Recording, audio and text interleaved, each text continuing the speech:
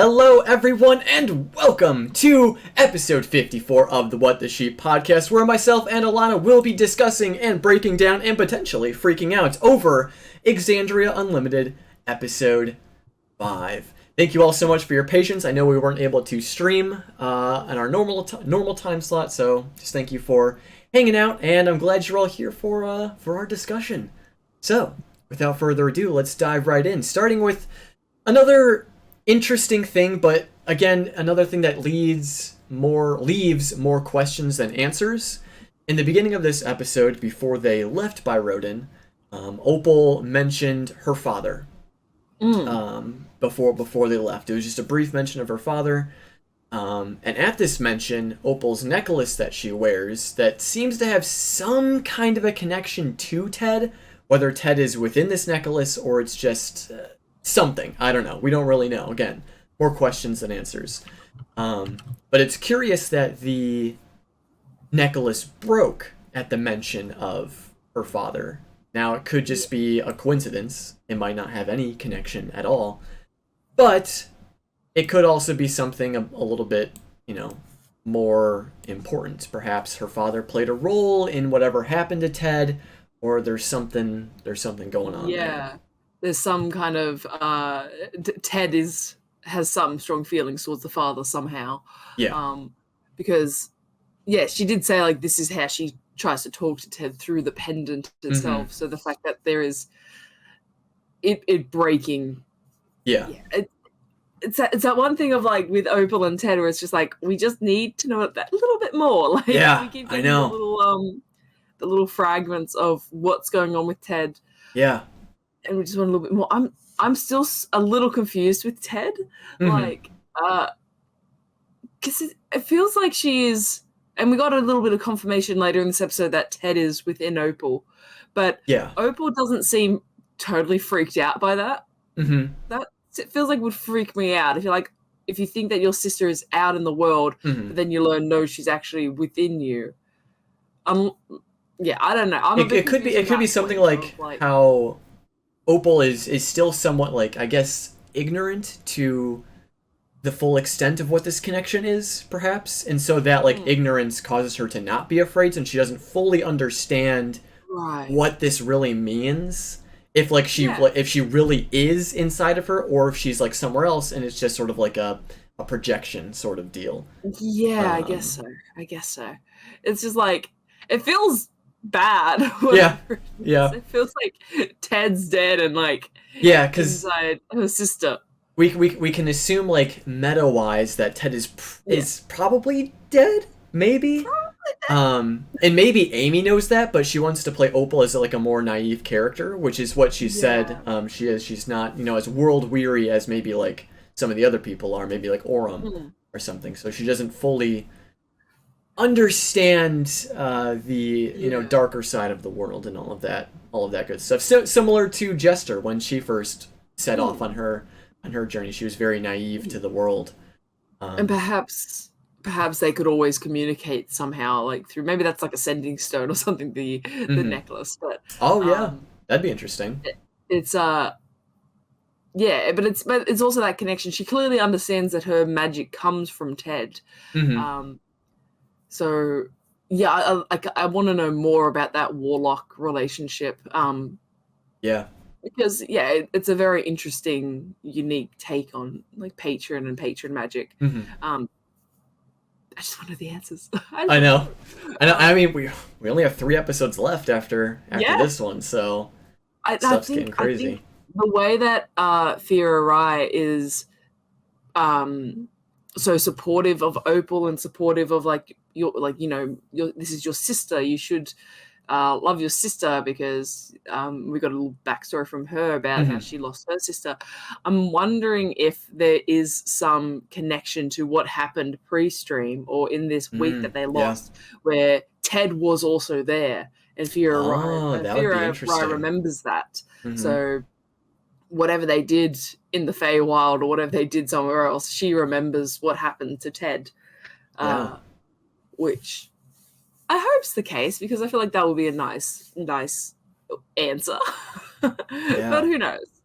And that would be interesting, because again, it feels like there's some weird timey-wimey stuff. Yeah. Like I know we've said it a few times already, but it's really, really starting to feel that way. Not to jump ahead too much, but since we're briefly touching on this stuff, jumping ahead, Dorian, during one of Dorian's dreams, when he remembered their connection with Fira Rai, I wrote down that Fira saved the group and she traded herself to let everyone leave. Yes. So what if, and then... Or she stayed behind at the very least. Yes. She stayed behind to help everyone leave, yeah. Yes. So, what if this was just... Oh, so that would... Idiot moment. That would explain the missing week. It's them, they all failed their save when they returned from the Feywild. Oh, is that a thing? Yeah, you lose your memories if you don't make the save. Ah, you lose all your memory. Because that happened in campaign 1. Scanlan and Grog forgot the whole memories of the Feywild trip when they were there. Okay. But you can restore it with, like, it's greater restoration or it might be lesser restoration. Probably greater restoration. Sorry, that was just a stupid connection I feel like I should have made earlier. Hey, well, we got it now. That's interesting. Maybe there isn't some weird... I mean, there could still be. But now... Sorry, you go. Oh, now I was just going to say, now I feel like it's more like this weird, like the dark version of Fern, these strange, like, maybe visions that they're having. It's probably just the circlet. It's probably just Lolth messing around with them, just trying to get them to her side. That's a pretty strong mess around, though, like sending a dark version of someone through a portal from the Feywild. Well, because she also, the dark Fern that we saw a little while ago, she was making references to, like, was she the one making the references to the Sealy Court, or was that the lady from Singorn? Or was that just a flash of her memory, Fern's memory? I think that was a flash of her memory. Right. No, because she had a flash of, like, her looking down in disapproval, but it was the Dark Fern who I think mentioned the lady on the Sealy Court. Yeah, sure. The War Queen, I think. So from what we understand so far, they were in the Feywild as a group. Something happened. They fought something, or they were engaged with something, and then they left, leaving behind Fira Rai. And then they either failed their save, or just through the story elements, they forgot their trip. But they have this missing week. So we don't know if they came out of the Feywild, like, at the same time as they went in, or if they came out a week later, if it was even longer. But it seems to imply that it was longer. I've just brought it up here. It's a DC 10 wisdom saving throw, but I think it's probably just been done through the story. But there's also like the time warp, because it's not just time dilation. It's like time warp. So like days can become minutes, days become hours, days can become weeks, months, and years. So it can get shorter and longer. It's hurting my brain. It's wrinkling my brain. It is hurting my brain, because now Lee Kressner in chat saying she was saying that she had already killed them, but not Fira Rai, the Dark Fern. So that's it's confusing. it is weird. It is weird. So I'm wondering, like, where does the time loop end? Because it gets to a point where they reach like the end of the timeline, where then like it resets itself. So at some point, do they go back to the Feywild and confront whatever evil thing is there? And then when they leave, they enter that like time loop again, where it all resets. And from what we understand, their memories start with them in Amon, right? It's them at Thordax Pit. So what's the connection between that and the Feywild then? If there's some kind of, because we were discussing like some kind of elemental chaos potentially thing, but now it feels more like it's going to be a Feywild thing. What if this is still just the conjunction of the planes that Yeah. they're all getting messed up? Like the abyss with Lolth is crashing in with the elemental K. Like, it could be weird stuff like that. We don't know. That'd be cool. That would be really cool. I'd love that if that was the answer. Like the planes are getting wibbly. I wonder if there's going to be any information on all of this stuff in the new Tal'Dorei campaign guide that's coming out. I know, I believe it was said that Abria helped with some of the lore stuff in this one, because there's going to be like Exandria Unlimited lore in it as well. Nice. That'd be interesting if we get some answers there. Yeah. But anyways, we jumped around a little bit. Moving on, after the party ended up leaving by road, and they had what was like a month's travel to where they were going. And so they just had a bunch of like little mini scenes where they gave a little bit of backstory on each other. And it seems like Fira Rai has some interesting like parallels to Opal's story. Fira basically saying that she has a sister of her own, and she doesn't particularly like being alone. This is reminiscent of Ted, how Ted wanted to be with Opal when they had left by Rodin. And then the parallels further when Fira Rai goes into more in depth about her sister, whose name is Fira Kai, and they were twins. And Fira Rai explains how her sister was a bit more free-spirited, and they both left around the same time, similar to Opal and Ted. But she mentioned how herself, Fira Rai, wanted to be with and to protect Fira Kai, similar to Ted wanting to protect Opal when they went out into the world. However, unfortunately, again, in a potentially similar manner, Fira Kai ended up passing away, same as how we can theorize that perhaps Ted has also passed away. So again, there's like very, very specific parallels to these two stories. It's probably just a coincidence. But it's just interesting that it's lined up in this way.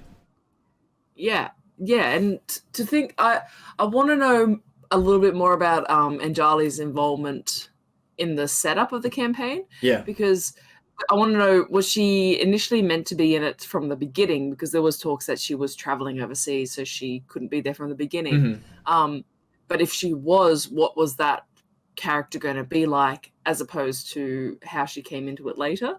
So that'll be interesting if there's like a post run questions, talks or something like that, which I really hope there is.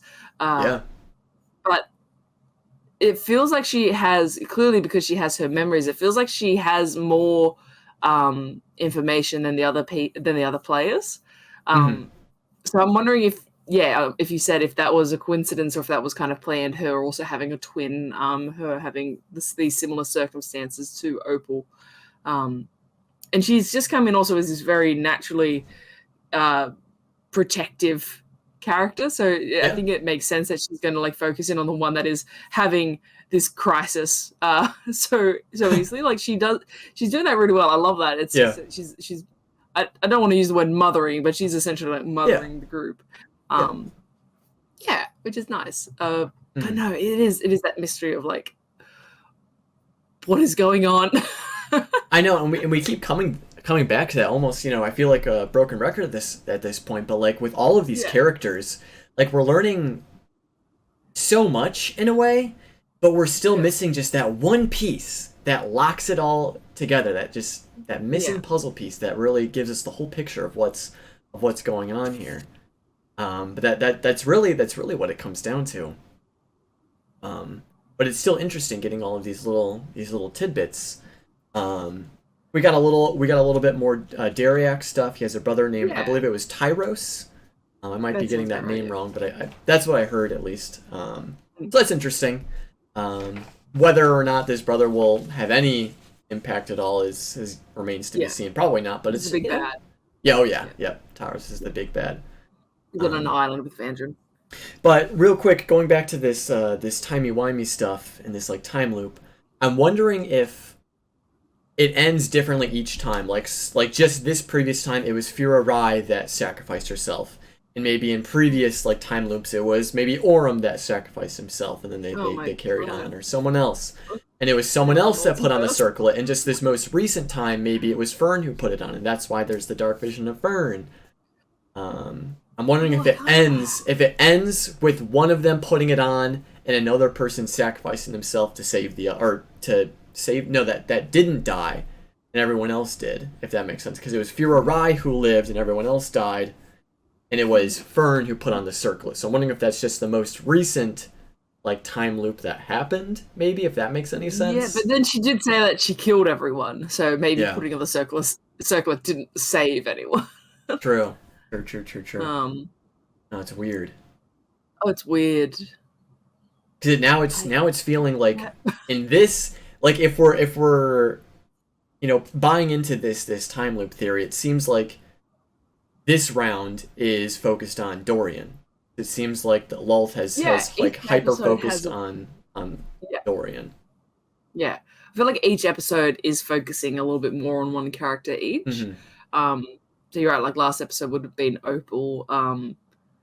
The episode before would have been I'm trying to get my episodes now in order. Yeah. In a couple of weeks, but I agree. Yeah, this episode had a very strong Dorian focus. Mm-hmm. Which I don't like Dark Dorian. I know. I'm worried. Yeah, him. I mean, again, props to Robbie, but like seeing this very jovial and excitable character have this dark streak, it's amazing. It's like I love that because it's that angst we love, Nico. I know. Like I was kind of liking it. Like when Orem and Dorian were kind of going at it a little bit, I was like, oh, okay. It's like recalling back to like campaign 2, it was like, yes, time travel, Caleb, do it. Yeah. Do it. Or even like it felt very reminiscent of like Ford and Uk'otoa and all of that stuff. Like how Ford was kind of wanting to lean in towards this power grab, lean into the dark side. Yeah. But at the same time, it's like, oh, but Dorian's really sweet. Yeah. I don't want to see that happen because he's such a fun guy. But I love the conflict that came out of it for this episode, his visions, because he also still had that very sweet moment with Dariax when they were like, sleeping together. But Stormy Boys just said it, not to jump ahead, but like later in the episode, I thought he and Orem were about to fight. I thought that was gonna, throw down, which would have been completely fine with. 100%. But it's interesting to see how strong this artifact is, this crown is, and Lulth's interests, but also how it's going to play into the overall story of they just randomly grabbed it off a boat. Did Posca know about this? What's her deal? Like, yeah, I know. Like it's such a feels like such a coincidence, but I mean, that's that's just the way it is sometimes. But I've just like, as someone, this is going off topic a little bit, as someone who is like very afraid of like spiders and stuff, the imagery of like the spiders like crawling on them and like being in the different bags and stuff and like climbing down on their webs and stuff. I'm fine with spiders. I hate spider webs. So it's all the descriptions of like, you see a bit of spider web from his eye. I'm like, oh fuck, get off me, get off. Yeah, spiders fine. Spider webs no. Can't. But I'm the opposite. I admire the spider webs and stuff. But anyways, so enough of the angst for the time being. Let's just talk about for a moment the really cute moments between Dariax and Dorian. Again, obviously them like leaning back to back, getting a little comfort there. But there's been many instances over the course of these episodes that whenever Dariax needs help with something or is wondering about something, his go-to person is always Dorian. Which I it's just super adorable. But so specifically in this dream that Dariax had, I believe he was the first person who had this dream about Lulth. And something that Lulth said in quotes, is "You're not gonna find anyone to help you." Because Dariax was very like confused and wasn't sure what to do with what Lolth was asking him to do. Because Dariax's go-to is always to look to his friends whenever he needs help with something, specifically Dorian. And Lolth sort of isolating him in that moment, being like, "There's no one here to help you. You know, this is all on you. You can't always look to others for the answers that you seek. You need to go off of impulse, what you want, what you think is right." Sort of pushing him towards that more chaotic nature and trying to get him to use the circlet, since she knows he's not as maybe clever as the other people. Yeah. And knowing that Lolth is all about, you know, the malicious side of chaos. And she was banking on him not being as clever as the others to just simply use the circlet. Again, Lolth being just a very, very bad individual. Preying on Dariax like that. But it seemed like Dariax's resolve, you know, stood strong, and he wasn't going to succumb to that chaos as easily as Lolth might have initially thought. Yeah. Which is nice. Yeah, I'm just looking it up now because I was trying to find a little bit more information about it. But being a divine soul sorcerer, I'm wondering if there's some connection there of like Lolth sees him as a good target because he is a divine soul sorcerer. He's already neutral.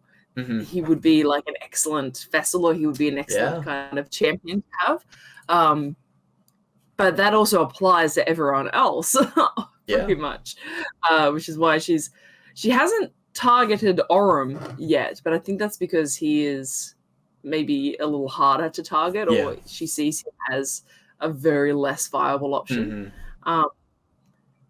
But no, I liked that whole vision. I liked the way Matt played it, of like just the uncertainty. Like you could see he was like playing it off cool, but it was still that uncertainty and like the scared nature. It's not good. This it's not good. And I agree with, or I understand Orym's frustrations of like, we could have gotten rid of it and now it's still here. Like, what the fuck? Which I think is really cool. Yeah, no, I definitely like that. But then another cute Dariax Dorian moment is then when Dariax woke up, he went to Dorian first to explain this dream, and Dorian responds with I have the quote again. Was it about the giant dwarf lady again? Which implies that they have shared dreams with each other in the past, which is again just super adorable that they talk about their dreams together. Yeah. I ship Dariax and Dorian, alright? Whether it be they're best friends for life or something more, I love them so much. Yeah, they're very sweet. And that's that whole kind of it does come because like Dariax is very sweet. He's very what's the word to describe Dariax without being mean? He's the group himbo. That's all it is. Himbo is great. He's a bit of a himbo. Yeah. And Dorian is maybe a little bit more switched on.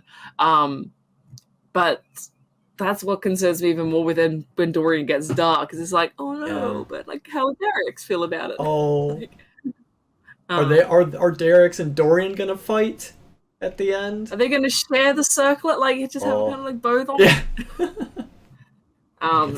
But it's interesting how hard after that the circlet was going after Dorian. Yeah. You think for it to make a connection, it was messing him up like for a long time afterwards too. He was like taking damage and all that stuff. Yeah.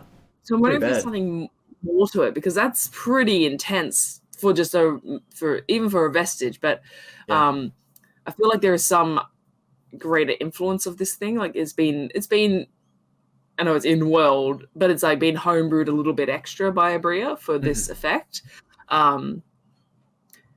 So I'm just interested to see where that's going to go, if it's going to affect their relationship in any way. Because it's not like Dorian's turned evil. He's just no longer good. Yeah, he's chaotic neutral now. Yeah. Yeah.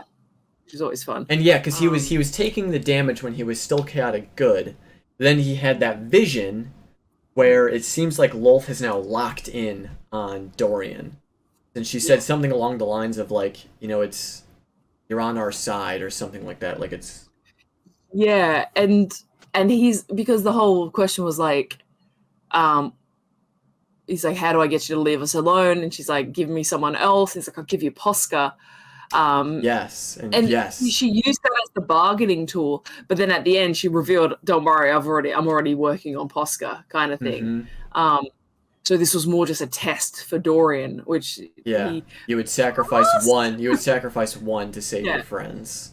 He kind of passed, I guess, for her in her mind. Yeah. On a moral ground, maybe not, but like that. But I mean, to be fair, I mean, Oscar was gonna kill them all. Yeah. So I guess it was a very pragmatic choice he made. I guess it just wasn't technically a good choice. Yeah. Yeah. But I don't know. That's why, because like, isn't like, I don't really understand alignments though. But chaotic good, does that like go against chaotic good? Chaotic good.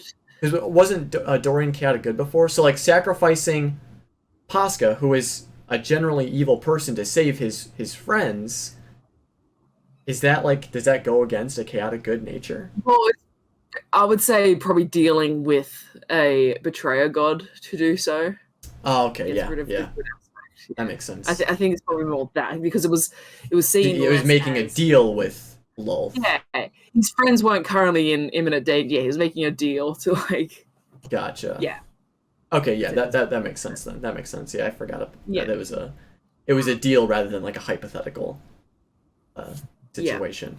But yeah, he was very quick after that too, to be like to have the circlet and test it out. I'm wondering if that was him just wanting to see if the dream was real, or if that was him wanting to make good on his deal, or I think it was probably more a meta reason of wanting to show the party like, oh look, this change has happened. But definitely caused some tension.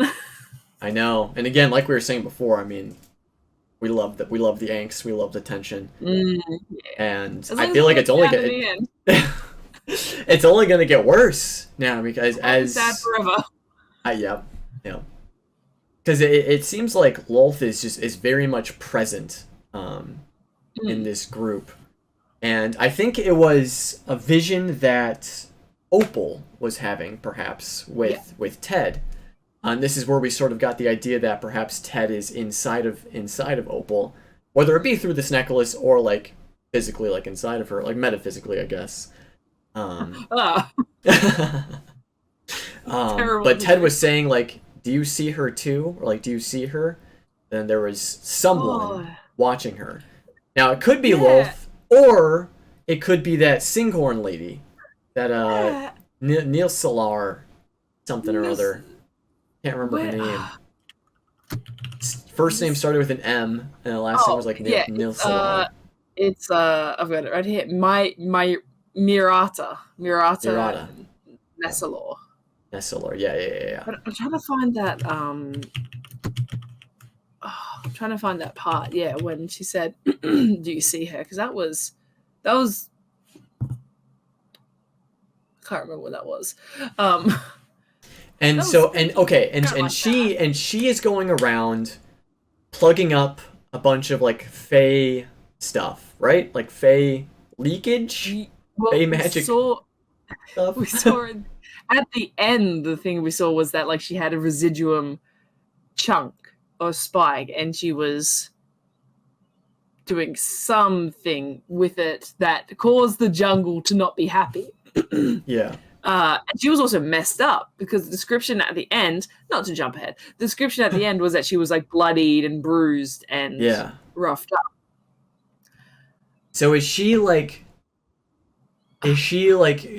catching on to this weird timey-wimey stuff, and she's trying to patch it up, and she's realizing that this group is like the cause of it? Like wherever they go, these like, I don't know. Maybe. Or is it something totally different? Because she's the Singhorn protector, like she's the person that protects Singhorn, and she's like, I've never seen this portal before. So That makes you Right. think like either she's lying or either it's a new portal. Because I feel like the Sinkhole Protector would know if there was a Feywild portal near where they You'd live. think, yeah. You'd Yeah. think. So, but then if she's closing them up and she's using residuum spikes to do it, like, Mm-hmm. I don't know. And then maybe does she, if she's using residuum spikes, maybe does she have any connection with the crazy amount of residuum that was found in Posca's warehouse? Is she? I mean, it's residuum. Residuum isn't like known for being a like it doesn't stop things. It's known for amplifying things. True. So is she is she amplifying the portals? Is she amplifying Mm-hmm. sections of? Because it says like Majora's Jungle shudders. Is she trying to fuck with the jungle somehow? Obviously, but like how? Oh, yeah. Right, yeah. Oh. And how does Melora play into this? Because Melora Right, suddenly here as well. Yeah, Melora's like guarding this Kinora? What is it? Kinora? People. Yeah. The ruins that they're sewing upon to decipher the rune that they have that they found on the elemental plateau thing. There's so much.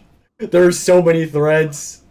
There are so many threads. We've got Mirada, we've got Lolth, we've got the elements, we've got the Feywild shenanigans, we've got Posco, we've got the crater. We've got all the different things that they're dealing with. We've got Ted. The Kunira, that's what it is. Yeah. It's we only got 3 episodes left. There's only 3 episodes. I mean, that's like potentially 12 hours of True, content. that's true.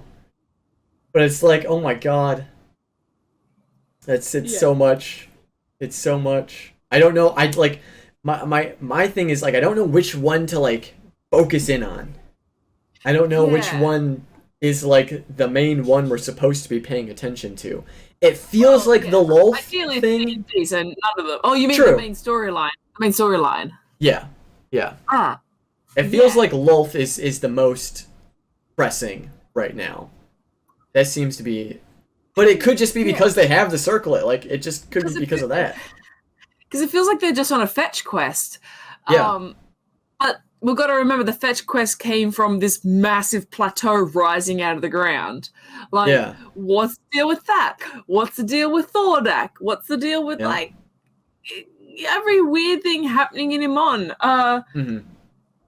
What's the deal with the Sealy Court?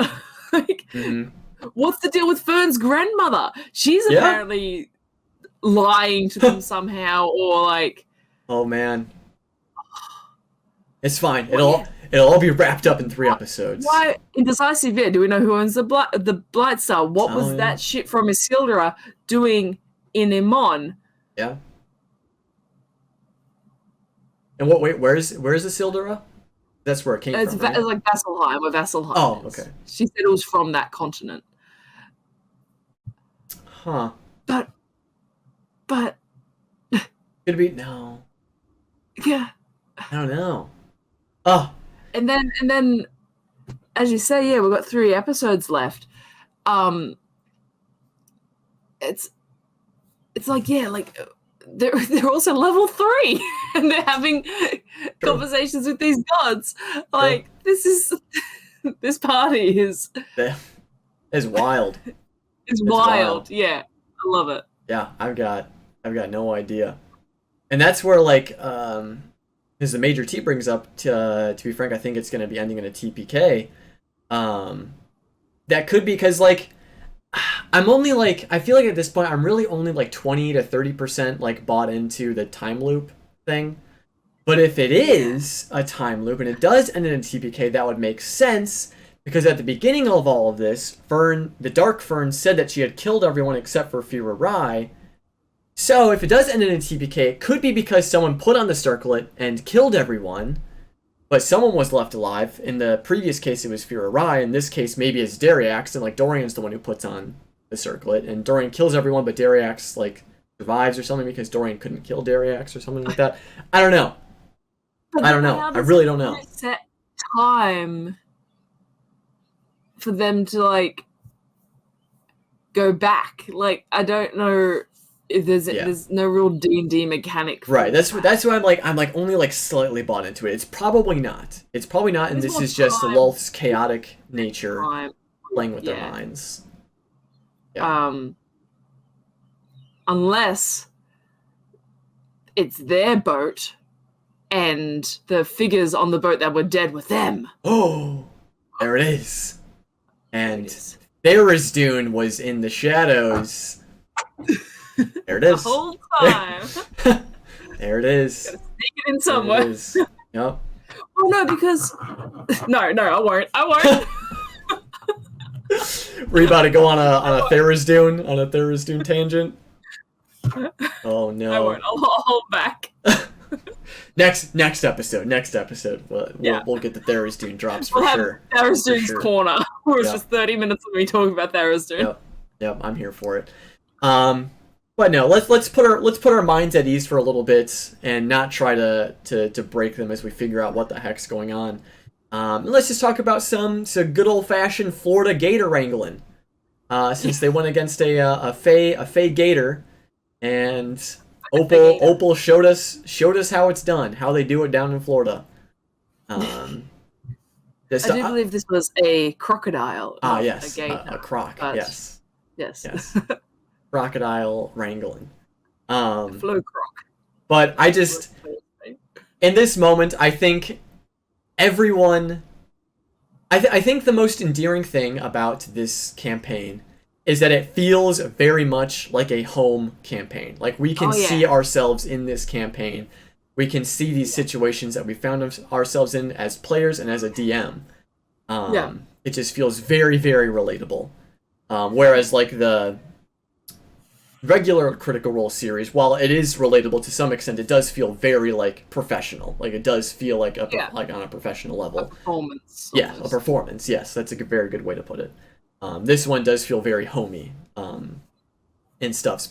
Particularly in this scene, I think all of the DMs can feel for Abria in this moment, where it's like I want it to happen because it's hilarious and it's getting out of hand, but like we're just gonna see how the dice handle it and stuff.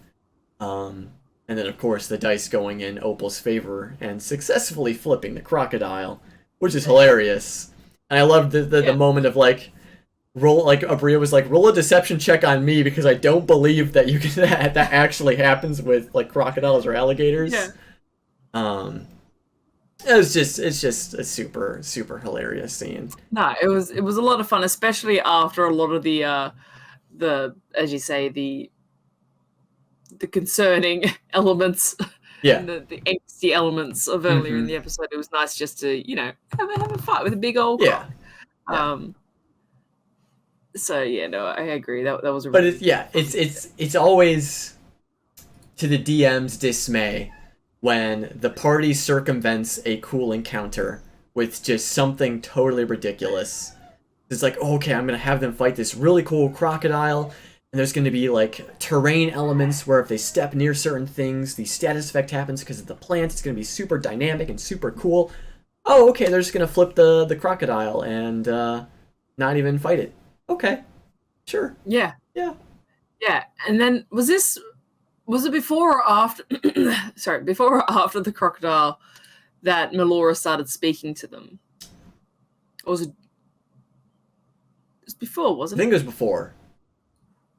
Yeah, where she was like going around asking them like why they're here, like what do they want, and all of that stuff. Yeah. Because the knowledge apparently only shows itself to those who are pure of heart? I don't know. Something like that? Yeah. I think. I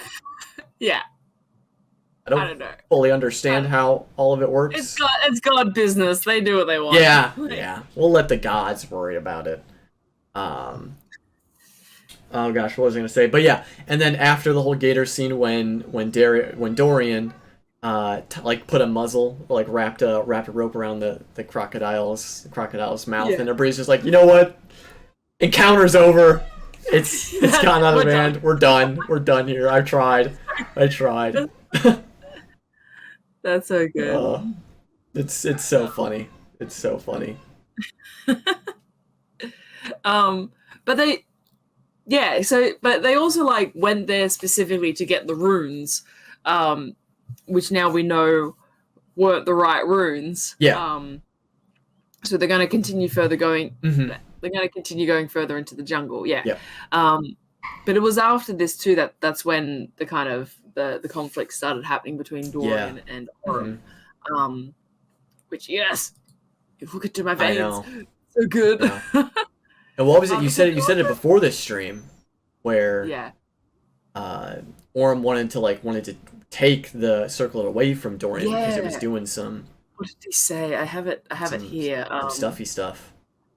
Some stuffy stuff. Yeah, he said. I got it here. Yeah, like if you don't hand that back to the dwarf, we're going to have a problem. Yeah. And Dorian's like, that sounds like a threat. Orym, he's like, that is what it is. That is what it was. Like, yes. And he's like, Oh. yeah. But it's because like you have Dorian playing it quite coolly, Yeah. and you have Orym playing it very calmly. Yeah. So they both understand that this is a tense situation, but they're playing it like, Yeah, they're both very nonchalant about it. oh yeah, yeah. And Dorian even continues a bit jokingly. He's like, "Oh well, that hurt my feelings a bit," and I was like, "I'm sorry about that." Like, Yeah. but still, here we go. Oh. Yeah, no, it was really cool. I remember that scene specifically because a really cool critter, Otter Space Nerd, made this really cool GIF compilation of it where they compared it to the scene in The Lord of the Rings with Boromir picking the ring up, and Aragorn's like, "Give it back to Frodo." Yeah. And he's got his hand on his sword and everything. He's like, I don't even want it. Which I could go into that scene in a lot of detail. But it was really cool. Speaking of Lord of the Rings, sometime in the near yes. future, if y'all are in the Discord, we're going to be watching the extended versions of all Lord of the Rings movies very soon in the Discord server. So be sure to check out and keep a lookout for that announcement. It'll be great. I'll refrain because it'll just be me quoting it. Oh hell yeah! Good fun. I don't think I might get crap for this. I don't think. No, it's not that I don't think. I know. I actually haven't seen all of the movies like all the way through. Like I've seen bits and pieces of each of them, but I've never like seen even the each of them in length? their entirety. Even the regular length ones, I've never seen each of them in their entirety. Yeah. How did that happen? I don't know. I've just always found myself just watching like bits and pieces whenever it's been on TV or otherwise. I've never actually like seen them all the way through. No, I remember it came out like Boxing Day one year after the other, and we just went and saw it every Boxing Day when it came out. And then like every 2 weeks after that. No, oh man, that's good stuff. Yeah. And then the extended versions, oh my word, Yeah, that's a long. yeah. I think because Andrea is the one who's going to be hosting them. I think the first one extended edition is like 3.5 hours or something like that. It's like four and a bit hours. The first fellowship, and then it's 4.5, and then I think Return of the King's like 5 hours. Holy shit. Oh my god. But Two Towers extended edition's probably my favorite, so I might jump in for that one. All right, cool. But anyways, back to Exandria Unlimited episode 5. Now Lord of the Rings podcast. Yeah, we're now, yes. But one other little thing that I want to talk about for this episode is the different names that they came up for their adventuring party. Some of which I wrote down my favorite ones. So we have the Sexy Six that Dorian came up with. I like that one. I liked Opal's Ho-Samble. The Ho-Samble. Yeah. We have the Ashholes, which was pretty good. The Odd Lot. And what was the one that you had mentioned? The Irregulars? The Irregulars, yeah. Irregulars, yeah, that one's pretty good. That one made me think of our group, the Unexpectables. Yeah. Or Hit Dice Heroes, it made me think of that. Yeah. And then the one that I think they settled on because it became a joke, the Hot Cross Buns. I think that's the one. I didn't hear that one. I didn't hear that come up as a team name. I knew Ferd was playing that on her flute. Yeah, and then I think it was either Dorian or Opal was, or I think it was Dorian who was like, that should be it, the hot cross buns. That's hilarious. Because they Um, were trying to think of a name that involved the word Yeah. hot, because I think they were doing the hot odd lot, the hot odd lot, yeah. The odd which hot would be lot. pretty good. The odd hot lot, The yeah, odd yeah. hot lot is pretty good, actually. Yeah, the odd hot lot. Yeah, I like that. I like that a lot. But yeah, you know. I did like Orem at the end, as the Major T says, like just quietly to himself, oh, it's gonna be the asshole. Yeah. Just disappointed in general with the decision. Mm-hmm. Yep. Ooh, hold on. I want to read an indecisive theory here real quick. The Nameless Ones are collecting residuum in order to store large amounts of magic, hence why they were also trying to steal the circlet. Errata is an ally of theirs. There is no leakage. There's always leakage. Interesting. Huh. Could be. Yeah, could be. So Mirada is instead like siphoning these points of magic that are leaking around the forest, and then providing them to the Nameless Ones, maybe? I don't know. Intriguing. But anyways, one of the last major things that happened in this episode was a vision that Fern had. Another Dark Fern vision, I suppose. They had a little bit of a conversation. What'd you say? I said Dark Fern. Duh. Oh yeah. Please ignore me. Yep. But in this vision, it was basically more of the same. Basically, Fern saying that, put on the circlet, all this power is yours, and you can. Was there mention of like you can save people, or like you can do the things that you want to do, or something along those lines? It was. Shoot, I had it written down. It was pretty intriguing. It was some Fern stuff. Some Fern backstory. Yeah, Fern could finally find them and bring them home. Yes, that's what it was. Whatever that meant. And then she's like, I miss them so much. Like, it's all this, like... I think it's her parents. Because her parents had been mentioned before by Dark Fern. How they, like, refused her gifts and fled. Oh, God. And that could be the High War Queen or Lulth. And how, like, the grandmother lied about it or something. Yeah. Or she was a... Mm-hmm. I don't know.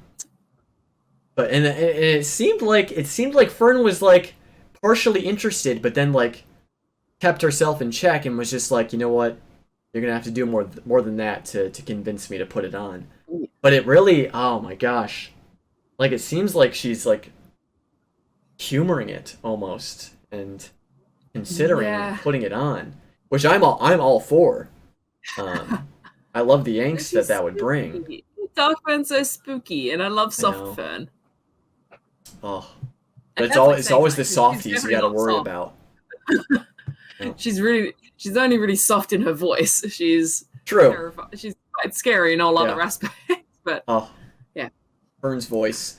I just need Fern and what was Laura's character's name in the Daring Team Brigade? Was it Faraway or something like that? Farrowyn, yeah, she had the Irish accent. I need Farrowyn and Fern to just read me bedtime stories at night. I need Farrowyn and Fern ASMR, please. That is all I ask for. Very nice. But yeah, I mean, I'm all here for the Dorian angst and the Fern angst. I think it's gonna be very interesting to see if they're the ones who end up like fighting over the circlet. Yeah. And if there's some like weird like power dynamics that happen there. That should be good. And going back to the Dorian Orem sort of conflict that happened, it was very brief, but again, the angst was there. I've been rewatching Game of Thrones again, and I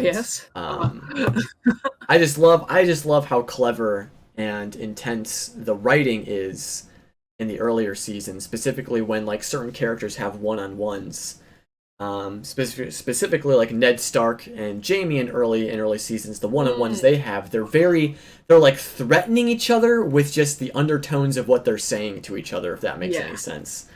But they're keeping it civil, and that's what it felt like in this scene, where it's like they were very nonchalant about it, but it was like a very like, they were threatening each other, and it's like while it was nonchalant and there was angst there, it's still scary because it's like, oh man, is this like foreshadowing? Like, are they actually going to have like a conflict in the future?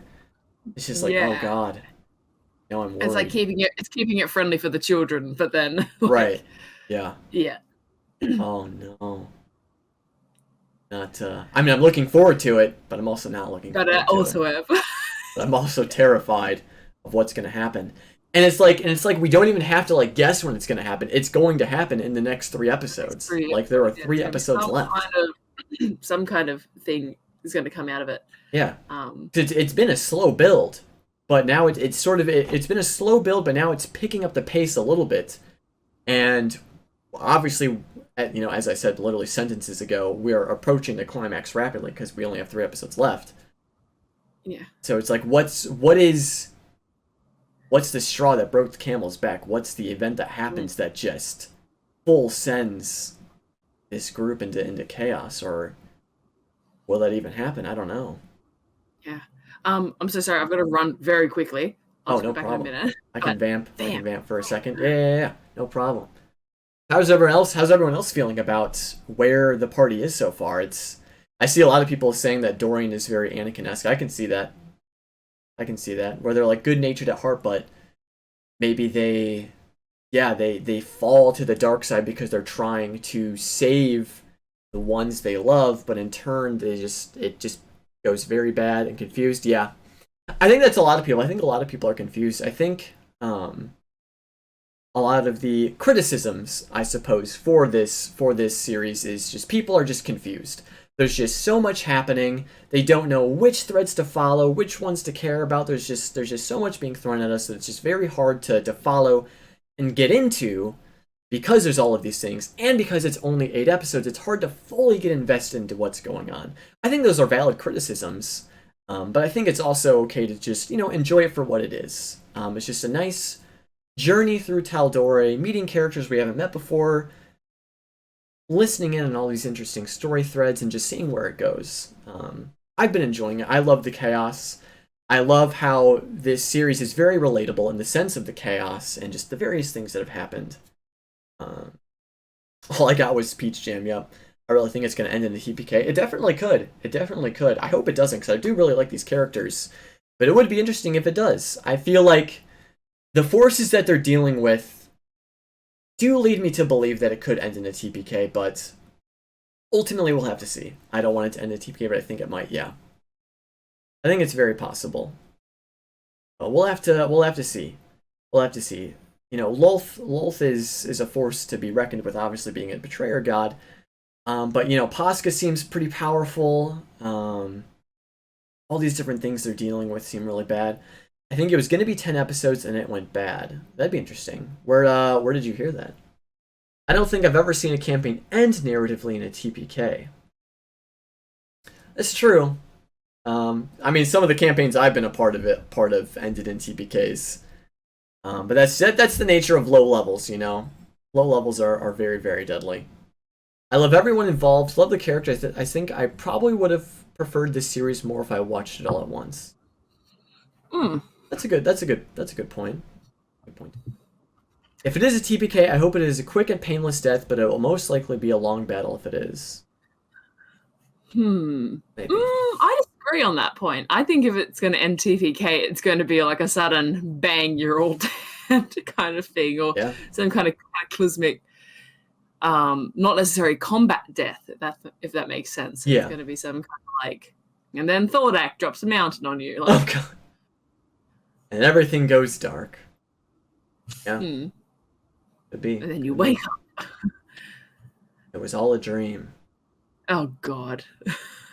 I cannot stand that trope. The best trope. What do you mean? Oh, it's so bad. Yeah, it's pretty bad. It's pretty lazy. And then everything that happened in this story so far doesn't matter. Yeah. It's pretty aggravating.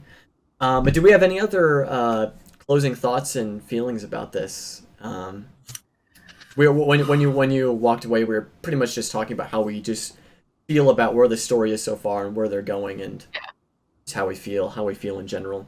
And a lot of people mentioned confusion, and that's fair. That is fair. There's a lot of different threads, I and think that's maybe they all connect, or maybe they're all disconnected. But yeah, but it's by design. I think it's yeah, very much we're playing along with these PCs that have memory missing, so yeah, we're going along hmm with aspects missing. Um, and I think the tricky part is also when you do like long travel sessions where you say things like, "Oh, you've been traveling for a month now." I think I brought this up last episode. Uh, that for me as a player, I'm just like, oh no, I want to roleplay every single day. Like, I yeah, want to, yeah, because you would feel like if I mean, me personally, if I traveled for a month with a group of people, by the end of the month, I would know like everything about them. Not because I'm yeah, a nosy person, but I feel like a month is a yeah. They would long have time these to conversations. get Yeah, to know each other. Yeah. yeah, So, when they're with each other 24/7 for a month. yeah. Yeah, yeah, you'll probably get to know them. But it's tricky when it's D&D because you've got to kind of like, you can't role play a whole Right. month. Role play 30 days of travel. I Yeah. mean, hey, I'm here for that. Oh my god. Could you imagine like copyright? Could you imagine like a D&D show where it is just like travel role play? That's it. That's just the entire Yeah. series. Yeah. See, a traveling band of like bards or something. Yeah, Um, there's never any combat. yeah. There's never any level progression because the 200 episode run of the show is just them Yeah. traveling from one city to the other. Mm-hmm. Yeah. I love like my favorite aspect of D&D is always the role play. Like Hmm. if I could just get a group of like role players together and just we could just BS for hours on end, Yeah. just going off of each other. 'Cause Mm. that's one of my favorite things about the Minecraft server. The Minecraft server has turned into this incredible D&D campaign.